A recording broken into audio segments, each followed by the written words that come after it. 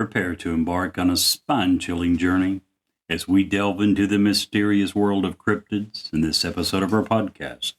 Join us as we unravel the tales of two elusive creatures that have captured the imagination and sparked fear among those who believe. The infamous Chupacabra and the ominous Jersey Devil. Tonight on Newsworthy, 2 words and 2 question marks.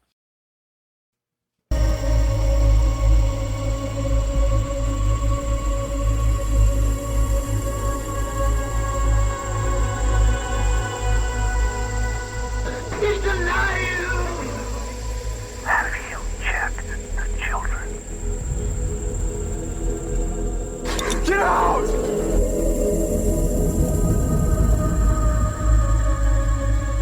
You have scoured the podcast world and finally found us, Newsworthy with Steve and Jerry, where we delve into all things mysterious, macabre, or out of this world, and decide if they are truly newsworthy.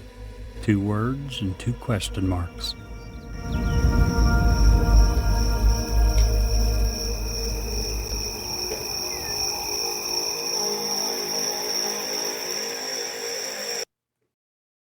Hello, I'm Ed Locke with USA Mortgage. Tax season is upon us. Did you know that 47% of Americans are planning to use their tax refunds for everyday expenses, home improvements, and vacations? What if you used your tax refund for a new home instead? Again, this is Ed Locke with USA Mortgage. Your tax refund can be used towards down payment, closing costs, or paying down existing debt to help get approved. So before you spend that tax refund, let's get together and see how to best utilize those funds to invest in your future and your new home. Call or text me at 502-680-0953. Again, that's 502-680-0953. NMLS ID 448908, DAS Acquisitions, LLC, doing business as USA Mortgage, NMLS ID 227262. This is not a commitment to lend. Additional terms and conditions apply. USA Mortgage is an equal housing lender. So, Jerry, I just got a notification that a UFO was spotted over New York City. No, surely not. No, seriously. It was on one Are of you my... serious? Yeah. My goodness. I've said it before. I have often wondered how many lists you've signed up for. I'm beginning to believe the answer is all of them. I mean, I haven't seen the picture yet. It's still downloading, so we'll see what comes of it. So this may be Newsworthy's final episode, if this is the big one, if we are being invaded. What was it Red Fox used to say? Oh, it's the big one. What was his ex-wife? Oh, I don't remember. Myrtle? Something? I don't remember. Myrtle, it's a big one. I'm coming, Myrtle. Funny show. Yeah, that show, the Jeffersons, Archie Bunker, none of those shows would be acceptable today. No, not even close. But man, they were hilarious. Yes, they were. Back Very when much so. We didn't care to joke and poke fun at ourselves. Wasn't life easier then? Yeah. When everyone wasn't critiquing everything to make sure it was politically correct. You know, Yeah. it just, if it was funny, it was funny, and everyone didn't get so butthurt because, someone told a joke that possibly could relate to them. Right. Just Give it a stupid. rest. Yeah. Yeah. So we got some new exciting stuff going on today. We do. I'm stoked. I'm Absolutely. completely stoked. So if you were one of the 200 people who got our Facebook ad that we were running all week, didn't even know he's running an ad, Jerry's like, what? I did not. That said we have a big announcement this week.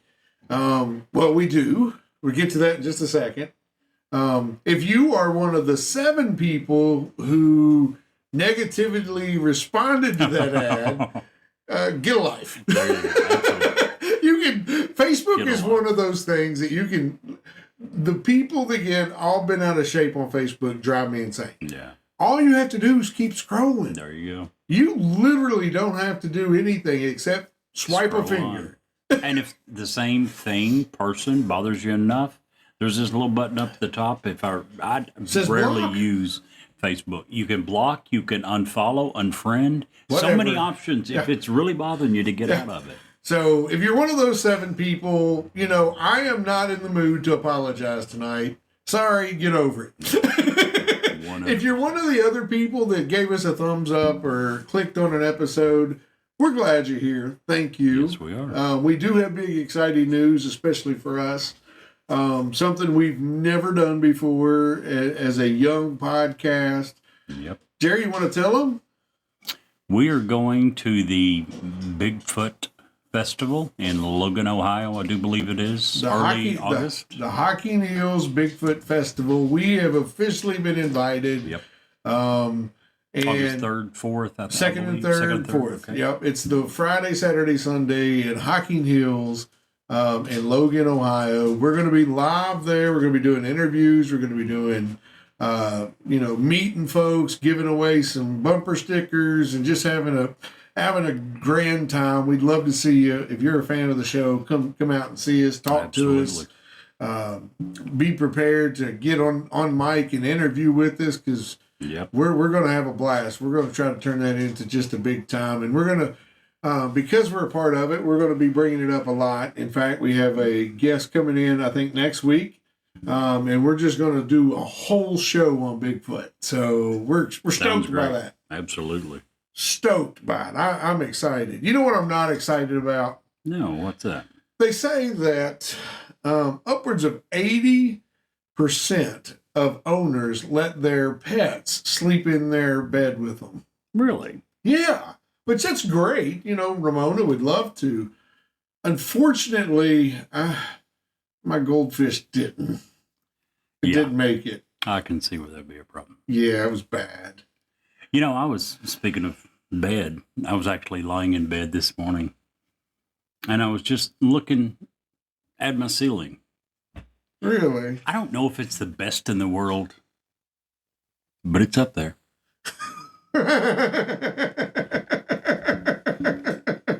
It's up there. Jerry. So we've also, that was bad. That was good. So we have, like I said, we have a guest coming in next week. We got this new exciting Miss Sarah, going on the road. We're trying Logan, that. Ohio.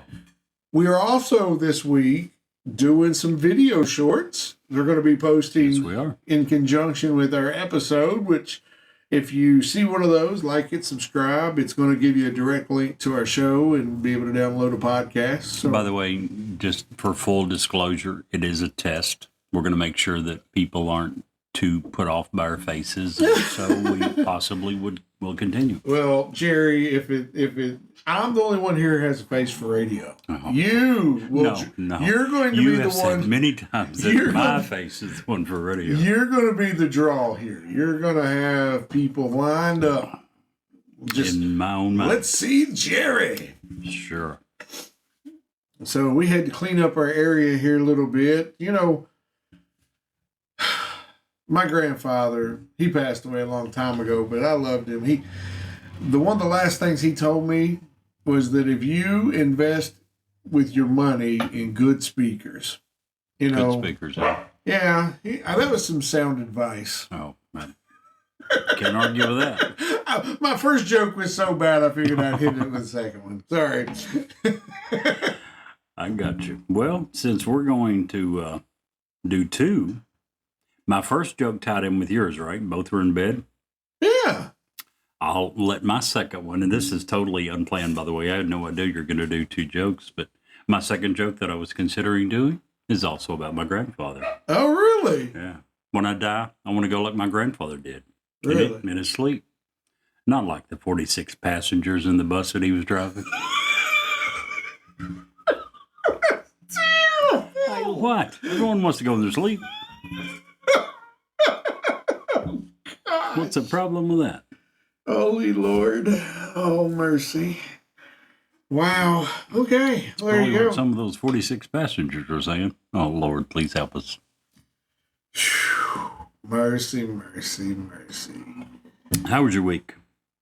Busy week, man. Had a busy week. I've been Very helping nice. a certain fella try to buy a house, and I got my son's actually looking to buy a house, so There I've been you go. trying to help him, and On you top know, of your regular jobs, yeah, sounds like you are having a busy week. yeah, and that's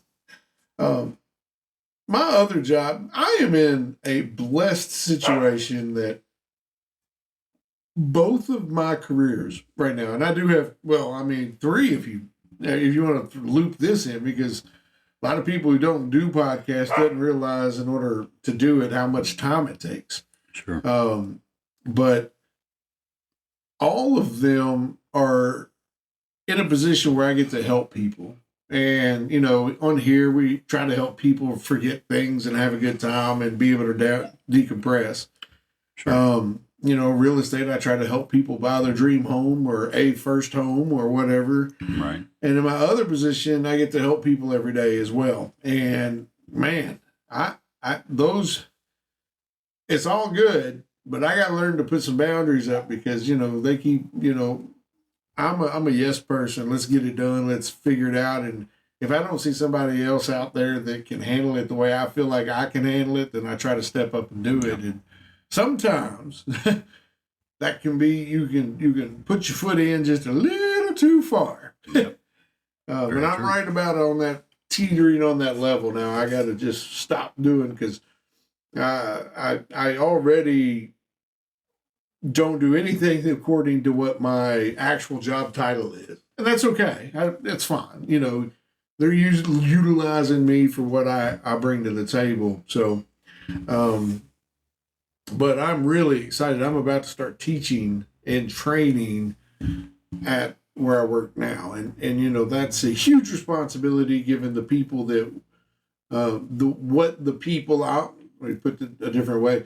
The people I'll be training, what those people do in the community Right. is a huge responsibility. Sure. And I get to help train those people do that. And I got to, you know, be able to put a good deal of time into it. So That's something you'll be very good at. yeah. So it's, you know, that's a long way of saying it, but I'm excited for it. Oh, It absolutely. starts in just a couple of weeks. So I've been building up, doing all the, you know, the training. Preliminary work. The preliminary Right. work, the slideshows, and all that good stuff. So, anywho, busy week. Sounds like it. And 48, I'm just going to say, I'm 48 years old. I turned 49 this year. 48, I've dealt with the whole cancer thing that everybody knows about. And just about every injury I've ever had in my entire life has come back to kick my tail this year. For the last 3 weeks, I haven't been able to walk normally, and that really sucks. I can imagine. So I'm finally almost at the end of that and can't wait. And I am setting myself up. I was going to bring this up. I am trying my absolute best to set myself up to have a better 49 than I ever did 48. There you go. One of those Hopefully things. the last 9 months of the year will be far better than the first 3. I'm telling you. One of the things I do plan on doing, and we got a fun topic tonight. I don't think it's a real serious topic. I was like, yeah, this is going to be fun. And it's one of those kind of like we did voodoo. And we were like, oh, this is going to be huge. Oh, it really isn't. So that's why I'm running things a little. Voodoo really was that way with me. It was me too. There was just so little there once you start digging into it. And my topic, we've got 2 topics tonight. My topic is kind of the same thing tonight. But anyway, one of the things I really want to do at some point this year is quit and just kick the sugar habit. Not all sugar. I want to have fruit and natural sugar, but all the processed sugar, and that is so freaking hard. Yes. How long has it been since we did our show on sugar? That's been That was 6 one of months. the early, no. 6, 8 that. months, yeah. We did that one early on. But yeah, sugar Sugar's really a is drug. one of the, not only a drug, one of the strongest Yeah. drugs, one of the hardest to kick drugs. Yeah, and I'm going to knock it out this year. It is a literal, because, you know, I like donuts. Anyone want to watch a video, you'll see I'm a donut eater. I like Pop-Tarts. I Who like, doesn't like donuts? right. And to be able to push that away and say, no, I think I'll have an apple instead, it's going to be tough. Yeah.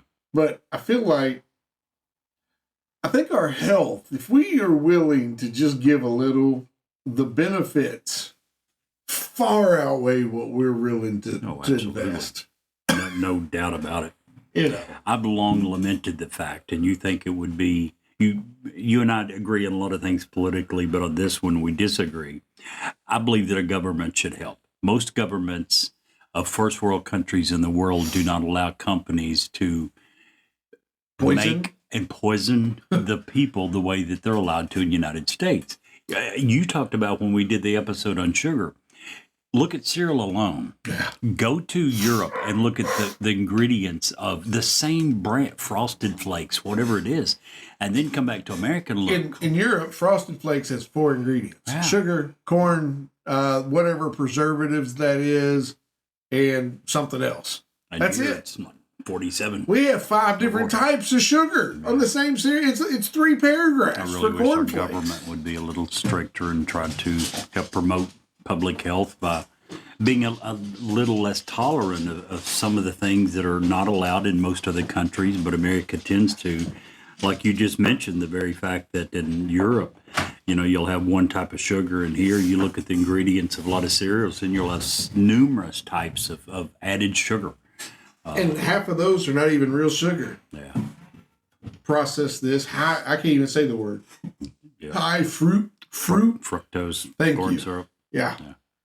If you're not going to do, and this actually is natural, but if you want to include something like stevia, which is a natural product, but doesn't have doesn't have any real sugar, Right. but it still is not considered an artificial sweetener, if I can get it out, that I can understand. But yeah, you're right.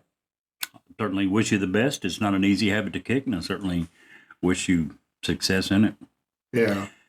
You So- mentioned our 2 topics. Yeah. I guess we probably should get to those, huh? What is yours this week? I am covering the elusive, the deadly, the Spanish-speaking, I'm making that part up, Chupacabra. Chupacabra. Hey, it's got a heck of a name. You got to give it that. It does. And, some people around here would call it the Chupa corn on the cabra. Yeah. Someone, if I'm not mistaken, that was their fantasy football name this past season. Yeah. So the Chupacabra is actually one of the newest and youngest, if you want to put it that way, cryptids that we can cover. It was based down in Puerto Rico. Now they've been seen in Mexico. They've been seen in the United States, down in the desert Southwest. And I'm using air quotes on this. It was first sighted in March of 1995. Oh, that is one of the newer ones. Yeah. The creature's been reported as far north as Maine and as far south as Chile. I say Chile, but it's Chile.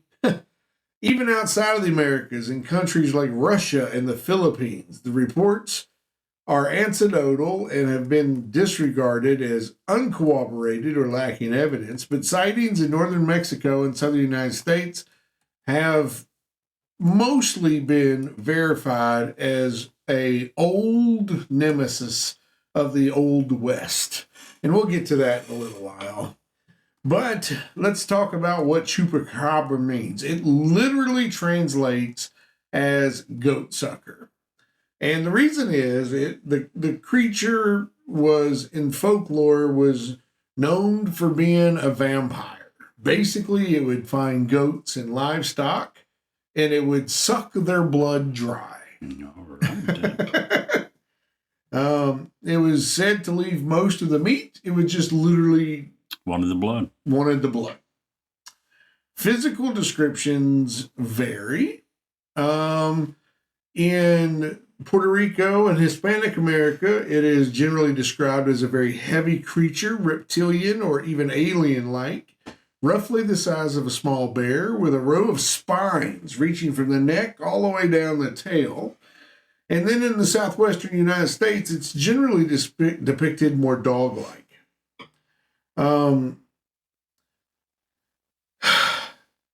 Weird, strange sounding. Very strange sounding. I'll be happy Creature. to. We're going to add a picture to the description. We'll add a couple of pictures actually, because there's a difference. There's a couple of different pictures that people use now. The history says that this actually goes all the way back down to a series of livestock killings in a small town of Mocha, Puerto Rico, all the way back in 1975. 1975, however, is a fantastic year. Just want to throw it out there. All great things were made in 1975. Yeah, a decade late. No, it was perfect. Yes. It was actually perfect. By the way, for those who don't happen to know his age, that was the year Mr. Stephen was born. So back in in Mocha, Puerto Rico, sometimes people were thinking it was a satanic cult, but then it started being attributed to wildlife. But basically, there was numerous animals that had been found that had been had a couple of like puncture wounds and had the blood literally sucked out of them. Puerto Rican comedian and entrepreneur Silverio Perez is actually credited with coining the term Chupacabra soon after the first incidents were reported by the press. Shortly before the first reported incidents in Puerto Rico, other animal deaths were reported in countries such as Argentina, Bolivia, Belize, Chile, Colombia, the Dominican Republic, El Salvador, Honduras, Mexico, Nicaragua, Panama, Peru, and the United States. These bad boys get around. For something that has never had an actual picture, there are a bunch of them out there. Sounds like it.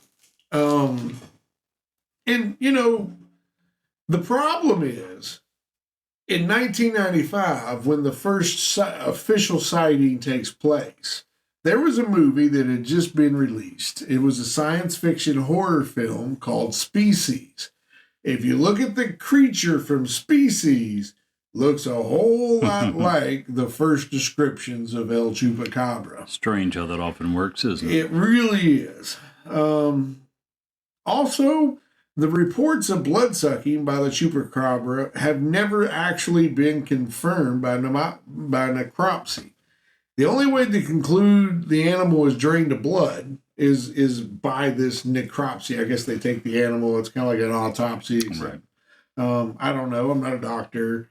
But out of the 300 reported victims, none of them had been bled dry of blood. The problem is, according to most scientists, when you come upon a dead animal, and if it's not bloated, it's what? Shriveled. I mean, there's Right. once you die, your body goes through a process. Typically, as the bacteria and the creatures grow inside you, not to be gross, you swell up, and at some point, all of that goes away, and you start to shrivel, and then you look like you've been drained of blood.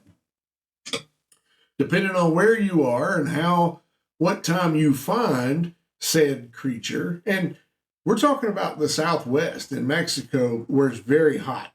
This process goes very fast. It Sure it does. wouldn't take, if you were in Maine and you died in the winter, it's going to take you a lot longer to decompose than in the middle of summer in central Mexico. Absolutely. So, anywho, the appearance of these is as soon as you hit the border, northern Mexico and southern United States, it becomes a very canine-like creature. Most, if not all of these, has been attributed to something we even have around here, coyotes. Yep. Coyotes they will eat pretty much anything. Yes, they will. They're pack animals. And in cases of scarce food, they're not a bit afraid to attack livestock. Also, these coyotes that people see typically are either have, and I'm not even going to try to pronounce this word, it is a bacteria that causes hair loss, or they have a different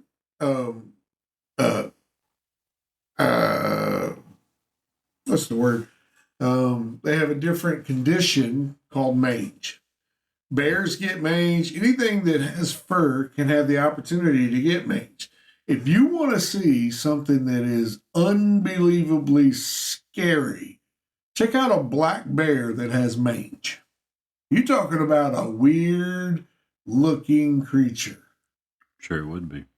Where would one go to find a black bear with mange? Google. Just Google. Yeah, Google that picture of black bear with mange. Anyway, most of the scientists that have seen pictures, actual pictures of Chupacabra, say that it is a coyote with mange. Mange is a debilitating disease. Not only does it affect their hair, it makes their hair loss, it also makes them weaker, slower, and would mean that they are more prone to attack livestock, which is a much easier prey. So that would be the biggest explanation as to why they're going after livestock.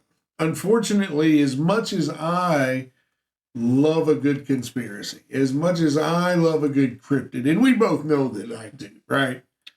Yes, I'm pretty sure that most of Chupacabra's victims is strictly based on a mangy coyote.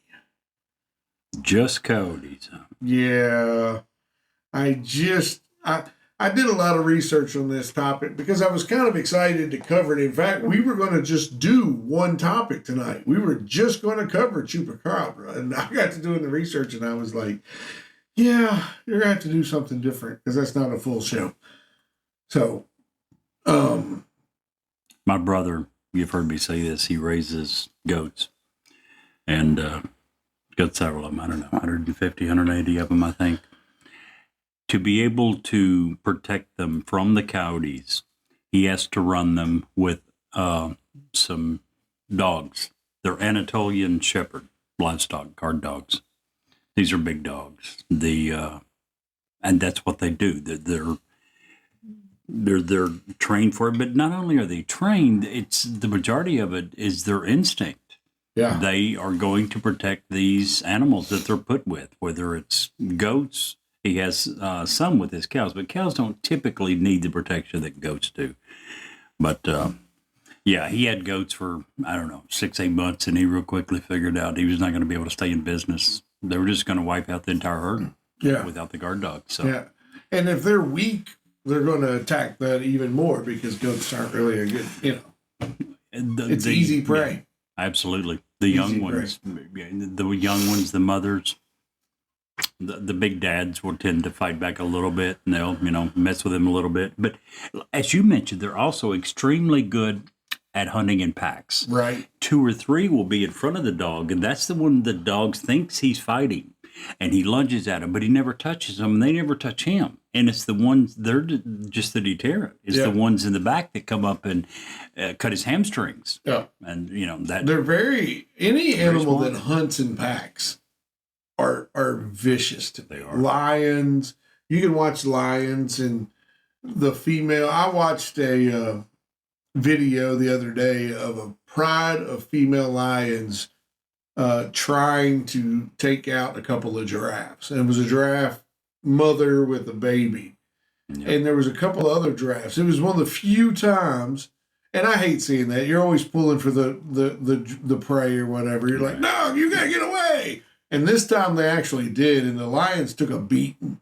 Yep. And the giraffes had it, they were almost impressively smart. So, like, the baby was just starting to stand up for the first time. So very unstable. If you've never watched a baby giraffe try to stand for the first time, it's insane how that has to happen. So the lionesses attacked. And instead of defending the baby, I was like, what is she doing? The mother took off. Well, when she did, that drew all the other lionesses to her. And then 2 other giraffes came and got the baby, stood up and took the baby off. And then the lionesses got their proverbial asses handed to them because this giraffe was like having none of it. She was going back to see her baby. What was she using? Her kicking? Yeah. She kicked one. I bet she kicked it 20 yards. It just kind of laid there. It was like, what the? Zebras are known for doing the same thing. Yeah. They turn their heads together and their rears facing out and just start kicking. Yeah, crazy. I mean, everything has to happen for a reason. I understand the circle of life. I get that. But every once in a while, it's good to see the the underdog win. Yeah, especially when the underdog is a kangaroo, something, you know. Oh, kangaroos would kick somebody's ass. I don't care about a kangaroo. Oh, you don't like kangaroos? Not even kangaroos. Yeah, they're cute. Giraffes now, Giraffe, they got my heart. Kangaroo don't give a hot crap. Not at Speaking all. of, so let's talk about the one we're covering for you. It's the world's worst hockey team, right? Isn't it, though? Yes, the Jersey Devil. I'll be honest with you, until I started looking for... At first, you're right. We were going to do a show on the Chupacabra, and it was going to be... This was a big one. We'd heard about it, and it was certainly big enough to do an entire episode, and pretty quickly it was like, okay, maybe not. Maybe we need a second cryptid to go along with this. I can't BS enough to make mangy coyotes work. I'm sorry. So I started looking around and come up with one that I had previously never heard of. Had you ever heard of the Jersey Devil? I had heard about it, but I had no idea that it was all that it is. Yeah, I had never even heard of it.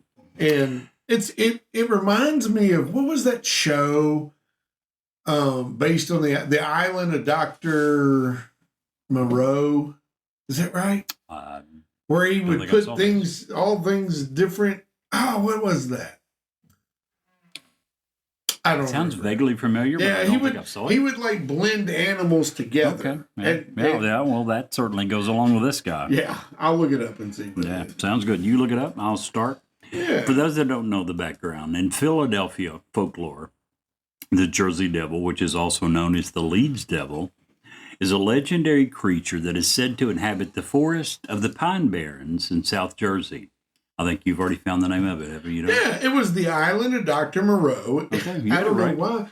1896 science fiction book by H.G. Wells. Oh, I'll be done. Yeah, definitely. It's what it reminds. We'll post a picture of the Jersey Devil, it just screams Island of Dr. Moreau. Yeah, the but go description ahead. you gave was perfect. Yeah, it's said to inhabit the forest of the Pine Barrens in South Jersey. The feature is often described as a flying biped. That means 2 feet. Think of an emu or an ostrich. So a flying biped with hooves. But there are many different variations. The common description is that of a bipedal kangaroo-like or wyvern-like creature. Now, wyvern is a type of mythical dragon. And it has a horse or goat-like head. Are you beginning to get what Steve's saying? Yeah. So far, we've got kangaroo and dragon, and it flies with a horse or goat-like head. It also has leathery, bat-like wings, huge leathery bat-like wings, horns, small arms with clawed hands, legs with cloven hooves or split hooves, and it also has a forked or a pointed tail. And it has been reported to move very quickly and is often described as emitting a high-pitched, blood-curdling scream. Now, I have no idea if this animal is real or not, but folks, I could stop right there. That's got to be one of the coolest descriptions of a animal / bat / kangaroo / cryptid / dragon, whatever, that I've ever heard of. I mean, seriously, if that description doesn't make you say, what the hell? I have no idea whatever would. Now, this isn't a new story by any means. The Lenape people, who are an indigenous people of the northeastern woodlands, who were in this area centuries before white people ever arrived, they believed that the area was inhabited by a spirit called the Imsing, which sometimes took the form of a goat / deer-like creature with leathery wings. And most... Okay, I just lost my spot. 1 second. Most people that tell the legend of the story of the Jersey Devil, they trace the devil back to Mother Leeds.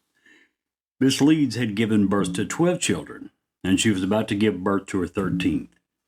And the story goes that Miss Leeds invoked the devil during a very difficult and painful labor, and that when the baby was born, it either immediately or very soon afterwards, depending upon the version of the story that you are listening to, grew into a full-grown devil and escaped from the house. Another version of the story says that it was when Miss Leeds found out that she was pregnant with her 13th, that she said that if she were to have one more child, quote, may it be a devil, end quote. Another version is that the child was born a monster and that Miss Leeds cared for the child until her death. In this version, the child/devil flew off into the swamps after Miss Leeds died. Now, you got to keep in mind that people in the 1700s still believed in witchcraft. And many people in this time period felt that a deformed child was a child of the devil, or that the deformity was a sign that the child had been cursed by God.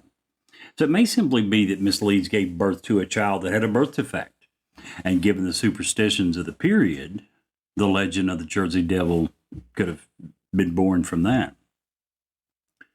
Now, in any event, there does not seem to be any subsequent reported encounters with the Jersey Devil and when it actually harmed anyone. In the last 200 years or so, there have been a number of reported sightings, and we're going to go through a few of them. According to legend, while visiting the Hanover Mill Works to inspect his cannonballs being forged, Commodore Stephen Decatur sighted a flying creature and fired a cannonball directly upon it. In another instance, Joseph Bonaparte, the older brother of Napoleon, is also claimed to have seen the Jersey Devil while hunting on his Bordertown estate around 1820. Sightings also include one in 1870 by a Long Beach fisherman who said that he saw the Jersey Devil serenading a mermaid. I really seriously believe that this gentleman had lost the last of his marbles, or he had found some very good drugs, one of the two. In Greenwich Township in December of 1925, a local farmer shot an unidentified animal and said it attempted to steal his chickens. He then photographed the corpse.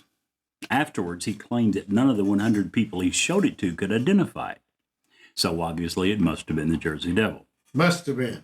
Now, up to this point, it's like many stories.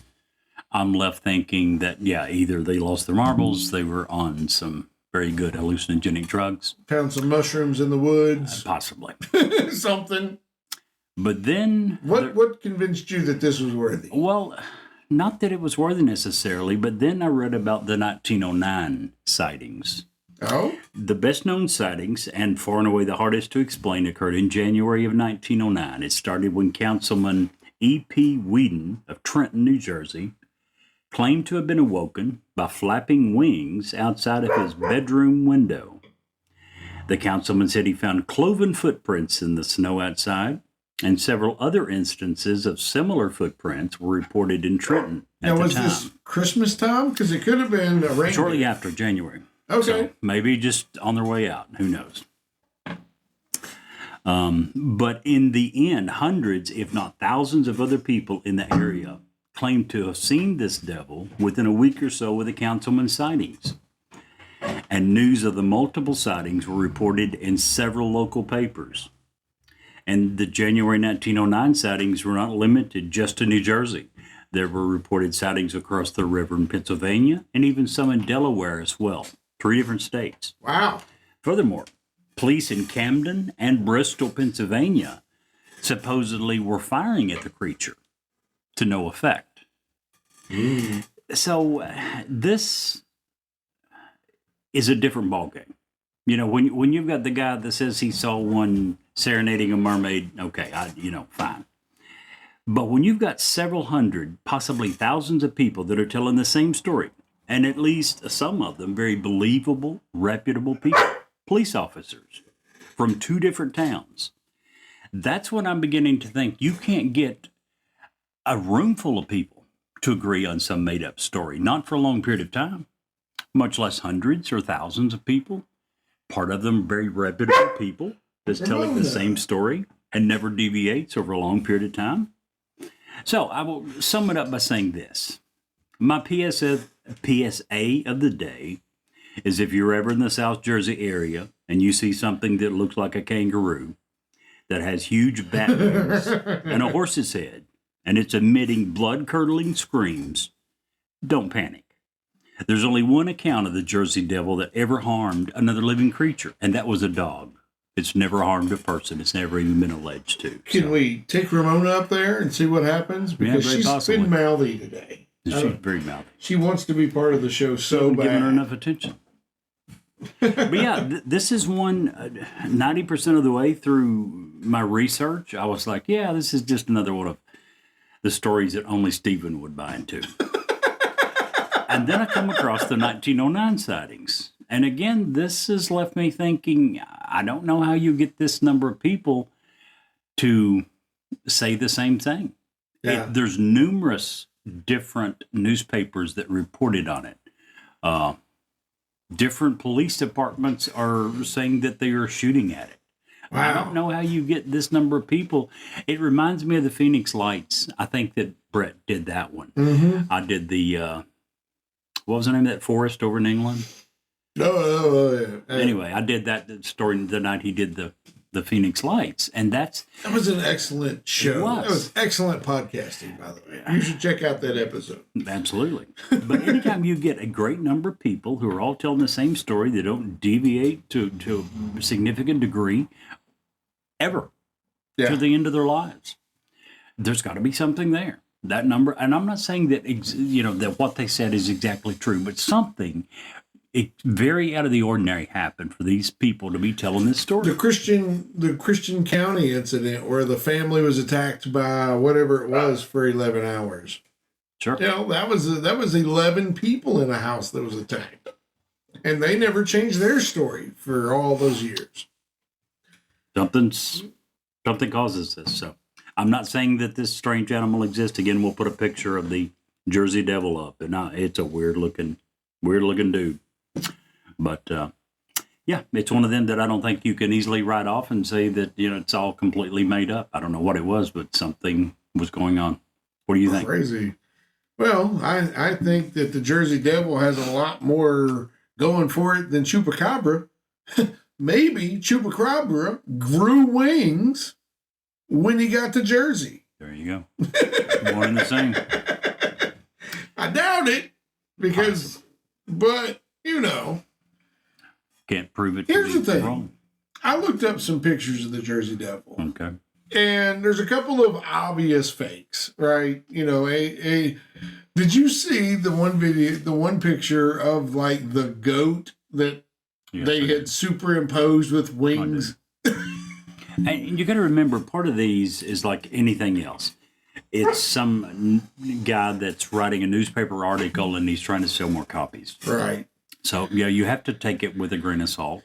What about, first of all, I'm more concerned with why is someone who lives in New Jersey having 13 kids? It's expensive to live up there.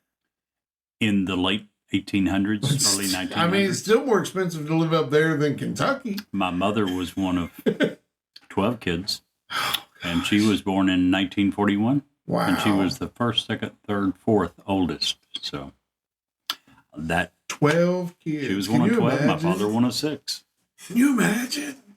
Well, keep in mind back then, in those days, what was the primary reason people had children? To help with the farm. Free work. Yeah. Free work. And really wanted boys. And then, sadly, you hear about even to this day in some countries in the world where they're still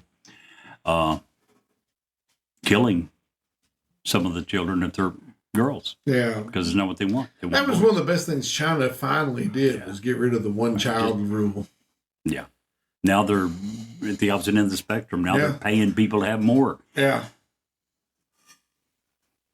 Boy, you and I can take a topic and go from that to anything. Somehow we just went from cryptids to China's one-child policy. If y'all don't have a poodle, I would firmly recommend y'all get a poodle. I thought you was going to offer to give them Ramona. No, I love Ramona. I would never give her up. She's got a mouth and she's very sassy. Yes, but a lot of personality in this one. But I wouldn't give her up for nothing. She's a good girl. Yes, she is. Well, let's talk about Chupacabra. Is it newsworthy, Jerry? Thumbs up, thumbs down? Think I'm going to have to give that one a thumbs down. Me too. If I never hear Chupacabra again, it'll be a minute too late. I'm done with Chupacabra. What about the Jersey Devil? I'm intrigued enough to think that I would like to hear more. Yeah?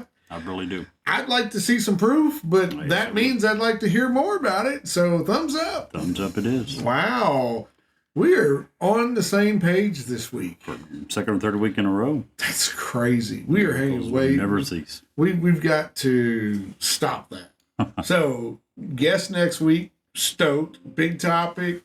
Got some videos uploading this time. I already did one while we were sitting here. How about that? Very nice. And then so a lot of news and good things happening to us here at Newsworthy. So glad you're all here for the ride. Man, that episode is really interesting. And if you'll stick around for us for just a few commercials, we have another great story to tell you. Hi, this is Ed Locke with USA Mortgage. When it comes to buying a home, the process can be overwhelming and confusing. With so many options, it can be hard to know where to start.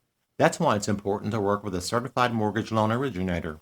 I have the knowledge and expertise to guide you through the process and find the best mortgage option for you. I will work with you every step of the way to ensure that you are getting the best deal possible. So if you're looking to purchase or refinance, please reach out to me at 502-680-0953. So don't take on the stress of buying a home alone. Work with me and I will make your dream a reality. Trust the professionals and make your home buying experience a positive one. MLS ID 448908, DAS Acquisition Company, LLC, doing business as USA Mortgage, MLS ID 227262. This is not a commitment to lend. Additional terms and conditions apply. USA Mortgage is equal housing opportunity. If you want us to review or rate your product on air, if you have suggestions for new episodes, awesome ghost stories, or anything else, please reach out to us. Our email address is newsworthyWithSteveandJerry@gmail.com. Our text number is area code 540-709-1318. And now, back to the story. 1, go. Tonight, Jerry, for the bonus story, we're going to talk about the town of Whittier, Alaska. It's known for having nearly its entire population living under a single apartment building. Oh, my. The building is called Beseech Towers, a 14-story apartment complex that houses about 90% of the town's 272 people. This has earned Whittier the nickname, a town under one roof. The building, originally constructed as an army barracks, now serves as a cozy condominium. It features a general store, a post office, mayor's office, a police station, laundromat, a health clinic, and a heated indoor pool. Whittier, Alaska is accessible only by air or through a single-lane tunnel that stretches over 2 miles to the neighboring town of Maynard Mountain. The town's weather conditions can be harsh during the winter, making Beseech Towers a convenient and practical way of living.